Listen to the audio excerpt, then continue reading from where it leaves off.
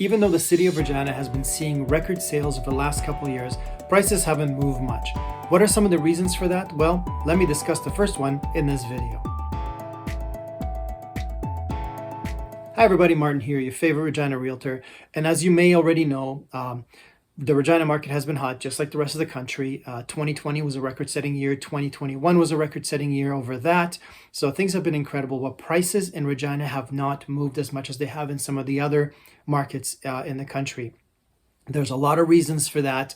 My main reason that I always talk about is the phantom inventory reason, which is basically inventory that's accumulated over the years as we were decreasing in values and sales, and had showed up on the market in these hot times, and it's sort of creating a cap. And I talk about that in my other videos, so I'm not going to elaborate on that now. But there's something else that's happening here as well, that is not only causing the prices to not increase, but also creates a little bit of an opportunity, which I would really love to talk to you about today. So basically, I just realized I just totally sounded like a sales guy there. I just want to talk to you about this great opportunity.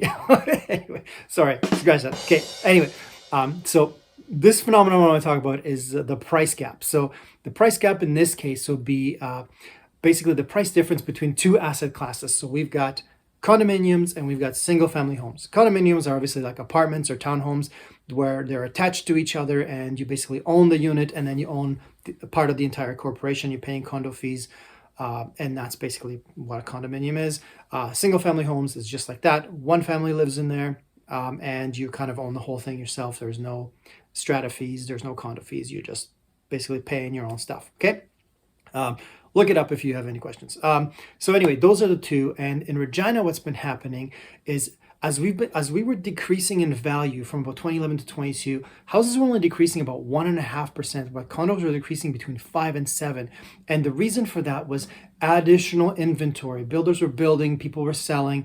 The millennial buyers tend to prefer to have a home than a condo, so they were moving into that market, and there was still significant demand in houses, but condos, the demand was less, and also the increased inventory was causing them to drop more. So it created this gap in prices between the two. So what basically happened is, even in 2019, like if you look at the numbers, like average price for condo sales was like 232,000. Houses was 318, which was like a 37% price difference between the two. Now that's fine because they're different types of properties, so you should pay more for house. However, where it becomes an interesting statistic is in 2020, and I noticed this because every time I listed a house, it would just go, but condos were just sitting, and they were harder to sell, even though the market was really, really hot. And I noticed that actually average price for condos in 2020, even though it was a hot year, dropped to 222.5, whereas houses were like 333,000. So houses went up, condos went down. So that created like a 49% difference in average price. That's an intense number. That's a big, big difference. So of course, all that added inventory and reduced demand created that gap, right? So what happened in 2021? Well, 2021 was even hotter, lots more sales, 22% higher, but the prices on condos only went up by 10 grand. So it was like 232, but houses went to 343. So even though both increased, that gap still kind of remained the same. I mean, it went from 49% in 2020 to 47% in 2021. So it's still basically the same. So where am I going with this? The point is that condos are kind of holding the Regina market back. If you've got a great home in a great location, it's going to sell. The market's hot enough that it's going to go. But condos have been problematic. And so that's what's sort of creating this it's holding us back, creating this ceiling. Now, I did mention this opportunity and, take it for what it is. But I think that at some point, if prices on homes continue to move up and condos remain fairly balanced, eventually those buyers will be priced out of homes and they will go back into condos, which will then start to eat up that inventory. So I think the condo market and this is totally speculation. This is not expert advice. I'm just saying, but just hear me out on this. So condos, I think, eventually will catch up, or at least they will start to increase. So here's what I'm thinking. Condo prices are still pretty low on average.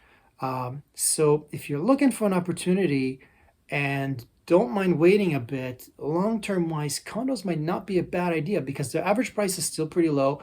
And I think the demand will eventually circle back because an aging population will add to that too. Let's not forget about that. So older folks will have their big 2-story house in West Canada that they're going to want to sell for 700 grand or whatever, and they're going to buy a condo because they don't want to do the stairs or they don't want to do the driveway. You know, we get a lot of snow. It's like minus whatever right now, minus 80 for all I know. It's really cold outside. So all that, they're going to want to get away from that. They want underground parking. So they want, you know, less square footage. The kids are gone. So maybe the demand will increase, and hopefully that'll help condos catch up. And maybe it's already started. So I guess we'll see. So anyway, to wrap up this rant, I know, I hope it all makes sense, but I think that due to this price gap between houses and condos, I think if I was an investor right now, I would very strongly look at some of these opportunities because you can still get a 2-bedroom condo in Harbor Landing for like 180 grand. And that's a really, really good price. Like, I don't know anywhere else where you can just get a place that's in a really nice neighborhood and totally affordable. Yeah, of course you got condo fees, etc., but you know, whatever. So anyway, that's it. That's the price gap. That's the opportunity.